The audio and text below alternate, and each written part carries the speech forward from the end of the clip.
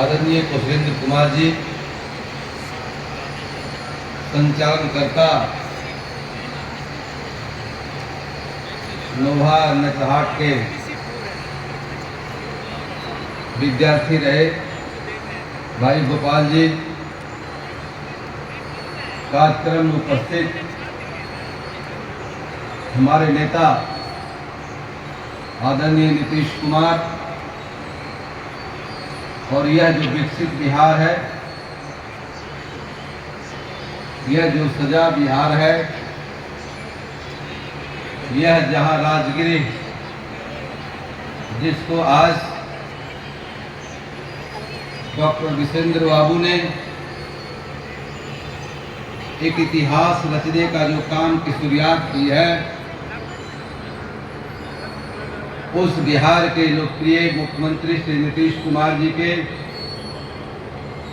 शागिर्द और राजनीतिक रूप से, सामाजिक रूप से हर स्थिति और परिस्थिति में मजबूती के साथ अपने नेता के प्रति समर्पित रहने वाले और एक गरीब घर से, एक मध्यम वर्गीय से निकल करके बिहार सरकार में ग्रामीण विकास मंत्री के रूप में अपनी महत्वपूर्ण मेरे नेता के मंत्रिमंडल के सदस्य, ग्रामीण विकास मंत्री और इस क्षेत्र के लोकप्रिय 7वें वार्ड विधायक मेरे बड़े भाई श्रवण कुमार जी कार्यक्रम के इतिहासकर्ता कहें, निर्माणकर्ता कहें, शब्दों की विमोचन में अगर उन्हें बुद्धिजीवी और चिकित्सक वर्ग से हटा करके इस इलाके को जो सजाने का काम आज जो कर रहे हैं सम्माननीय डॉक्टर विसेंद्र बाबू, कार्यक्रम में उपस्थित हमारी पार्टी के तेज तर्रार नेत्री, बिहार विधान परिषद की सदस्या, विधान परिषद में पार्टी सत्ता पक्ष के सचेतक हीना यादव जी, कार्यक्रम में उपस्थित शिवाजी जो विकलांग डिपार्टमेंट में अपनी कमिश्नर के पद पे भी रहे हैं, और मंचा से हम लोगों के अभिभावक पीएमसीएच के प्रिंसिपल रहे डॉक्टर एसएन सिन्हा साहब, जो अभी कुलपति भी हैं। कार्यक्रम में उपस्थित डॉक्टर विसेंद्र बाबू के लड़के, आजकल तो लड़का पढ़ता लिखता है तो अपनी मौज मस्ती और अपनी इस बड़ी दुनिया में चहक महक में, इसलिए कि डॉक्टर विसेंद्र बाबू बिहार के विख्यात चिकित्सक भी हैं और जिस तरह से समाज को ही नहीं पूरे बिहार को,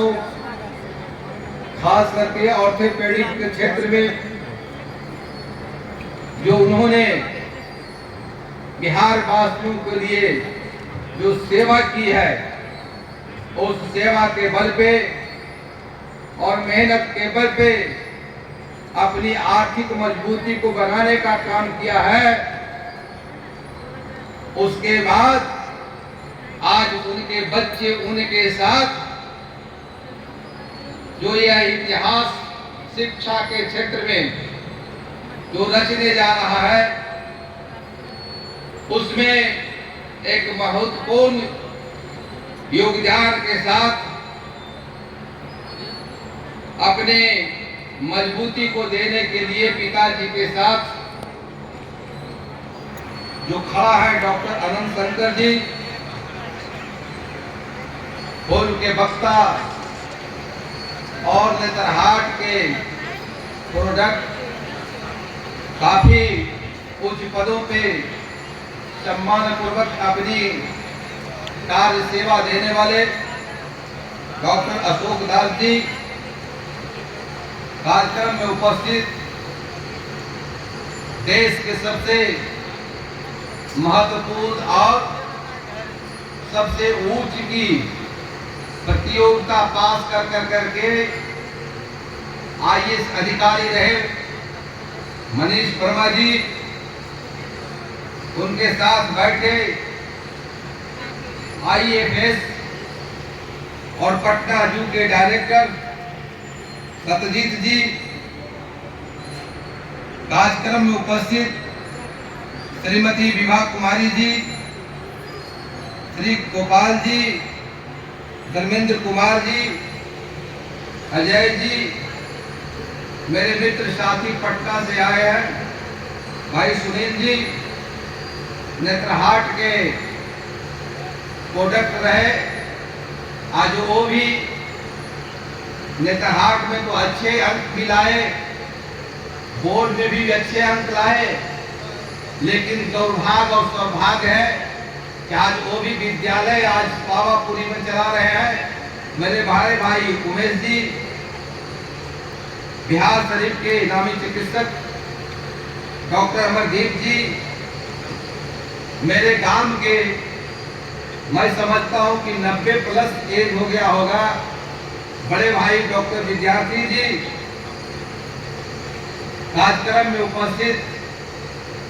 आईपीएस अधिकारी रहे चंद्रिका बाबू, सीआरपीएफ के डीआईजी संजय जी और तमाम बिहार के ख्याति प्राप्त सीनियर डॉक्टर, बुद्धिजीवी, इस इलाके के नौजवान दोस्तों, मित्रों, साथियों, साथ ही साथ मंच पे बैठे जो अभी हमारे पहले आपको संबोधन किए और उन्होंने अपनी जीवन की एक चर्चा करते हुए दुर्बल स्थिति को आर्थिक रूप से सुदृढ़ता बनाते हुए पूरे राष्ट्र स्तर पे शिवम विद्यालय के द्वारा अपने आप को परिचय देने वाले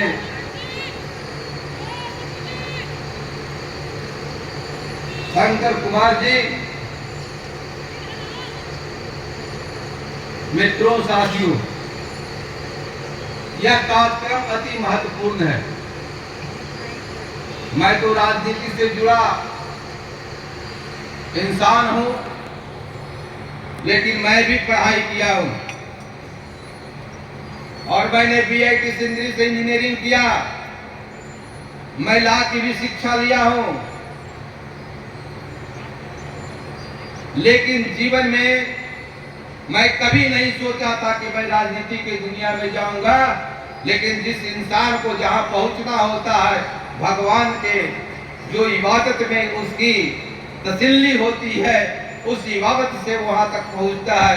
आज एक मैं नीतीश कुमार के छोटा कार्यकर्ता के रूप में जनता दल यू के राष्ट्रीय महासचिव के रूप में भी काम कर रहा हूं, लेकिन मैं अपने आप को नीतीश कुमार का और जनता दल का एक छोटा कार्यकर्ता पूछता हूं। साथियों, मैं बहुत खुश हूं, इसलिए खुश हूं कि शिक्षा की जब बात आती है तो सबसे पहले अगर मेरे घर चलेंगे तो मैं 2 आदमी का फोटो लगाया हूं, और राजनीतिक रूप से अगर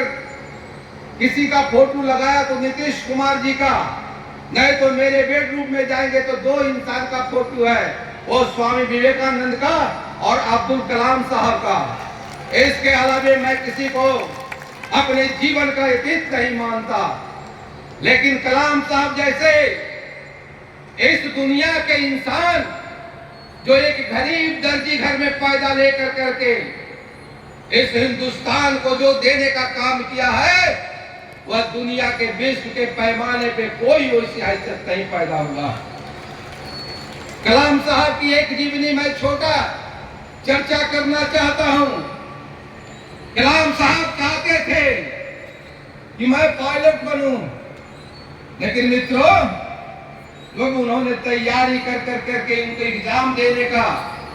देहरादून में सेंटर पड़ा। उनके पास पैसा नहीं था, अपनी बहन की गहना जेवर बेच कर करके पैसा उपार्जन कर करके भाड़े का उपाय कर करके वो देहरादून एग्जाम देने के लिए एनडीए के आए और एग्जाम दिया, वो फेल कर गए। जाने का पैसा नहीं था। कलाम साहब की जीवनी में यह चर्चा है, उन्होंने सोचा कि अब मेरे पास पैसा नहीं है, मैं कंपटीशन कंप्लीट भी नहीं किया, इसलिए उस समय रिजल्ट तुरंत हो जाता था। उन्होंने सोचा कि अब हमको सुसाइड कर लेना, और देहरादून से चल करके वो ऋषिकेश आए। ऋषिकेश पहुंचने के बाद एक आश्रम बाबा का था, वह नदी के किनारे था, गंगा जी के किनारे था। उस आश्रम में पहुंच कर करके किनारे में जा करके वहां बैठे थे। वह यही सोच रहे थे कि किसी तरह से यहाँ का वातावरण शांत हो, शाम हो, तो हम नदी में कूद करके अपने आप को यहाँ समर्पित कर देंगे। लेकिन विधि का विधान, अल्लाह ताला का अकवाल इंसान की हिंसत में रहती है, तो उसे कोई भी नहीं मार सकता, कोई भी नहीं डरा सकता। एक महात्मा जी का शिष्य था, उन्होंने देखा कि एक बच्चा बहुत देर से बैठा हुआ एकांत में कोई सोच रहा। वो अपने गुरुजी से कहा कि गुरुजी, एक बच्चा बहुत देर से बैठा हुआ, पता नहीं क्या सोच रहा है, क्या उसको दिक्कत है, मैं उससे जाके बात करूं? वो बोले कि जाओ बात करो, क्या बात है। जाके वो बात किए, शिष्य पूछे। उन्होंने कहा कि मैं तो बहन का जेवर बेच करके पैसा ऊपर करके परीक्षा देने आया था, मेरा तो जाने का मद्रास पैसा नहीं, भाड़ा का पैसा नहीं है, मैं कैसे जाऊंगा, इसलिए मैं सोच रहा हूँ। और नहीं हुआ है, मेरे को कंपटीशन में पायलट का मैं एग्जाम देने आया था, वही मैं नदी में कूद के अपनी जान को गंवा दूंगा। लेकिन मित्रों, स्वामी जी को बताया गया, स्वामी जी बुलाए और समझाए कि ऊपर वाला तुम्हें और कुछ अच्छा करना चाहता होगा, तुम जो बनना चाहते हो उससे तुम्हें आगे बढ़ना है, ऊपर जाना है, इसलिए तुमको इसमें परीक्षा में नहीं हुआ है, इसकी चिंता मत करो, आराम से रहो, खाना खाओ, और जब तुम्हारी इच्छा होगा मैं पैसा भाड़ा भी दे दूंगा, सब व्यवस्था कर दूंगा, तुम चला जाओ। 2-3 दिन वो रहे, महात्मा जी ने उसको पैसा भी ऊपर किए। जब पैसा दिए तो वो उसी भाड़ा से अपने घर को आए। और आज आप जानते हैं कि कलाम साहब मिसाइल मैन के नाम से भी जाने हैं, और देश का जो हमारे संविधान में जो देश का प्रथम व्यक्ति होता है, उस पद को राष्ट्रपति को भी सुशोभित करने का काम किया है। साथियों, कोई राजनीतिक जीवन से नहीं आकर करके अपनी तरक्की और प्रगति की मेहनत के बल पे वो पहुंचने का काम किए थे, एक कलाम साहब थे। इसलिए डॉक्टर विश्वेंद्र बाबू को मैं यही कहना चाहता हूं कि हम लोग भी गांव में बोरा पर बैठ कर पढ़ा हूं, झोला लेकर के स्कूल जाता था, हमारे घर में शिक्षक रहते थे, इसलिए कहीं कोई कोचिंग या किसी जगह हम तो लोग नहीं गए, वही विद्यालय से पढ़ कर करके यहाँ तक पहुंचा। और आप नेतरहाट के स्टूडेंट रहे हैं, मैं भी मेहनत करने वाला छात्र रहा है, मुझे पता है नेतरहाट और सैनिक स्कूल की परीक्षा में कंपटीशन की तैयारी कितनी मेहनत करने के बाद होता था। और जब उसके बच्चे निकलते थे निश्चित रूप से उनका रैंकिंग बहुत ऊपर होता था और वो बिहार में नहीं देश में अव्वल स्थान अपने इच्छा अनुसार पाने की शक्ति रखते थे। इसलिए डॉक्टर विश्वेंद्र बाबू, आप यह राजगीर में जिस राजगीर को नीतीश कुमार भागीरथ को ला करके, गंगा जल को ला करके यह गौतम बुद्ध और महावीर की धरती को और यह नालंदा के विश्वविद्यालय जो आपकी ख्याति और इतिहास के बारे में चर्चा कर रहे थे अभी, अशोक बाबू, आप सोच सकते हैं यह राजगीर जो पवित्र भूमि है, यह नालंदा की भूमि जिसको विश्व के स्तर पे लोग विश्व की ऐसी पद्धति और ऐसी विचारधारा से जानते हैं जो हमारे जीवन में शिक्षा की स्थान में सर्वोत्तम स्थान प्राप्त किया। साथियों, विश्वेंद्र बाबू, आप मेहनत करें। मैं यही जानता हूं कि नटरहाट के बाद आपके वहां के रिटायर्ड प्रिंसिपल, आपको भी स्मरण होगा, पूर्णिया में एक स्कूल खोले थे। हमारे कई साथियों के बच्चे वहां पढ़े हैं और जिस तरह से उस पूर्णिया के स्कूल की तरक्की और उथान थी, उसी से ऊपर एक चक्रपाणी रेसिडेंस जो आपने आज अपने पिताजी के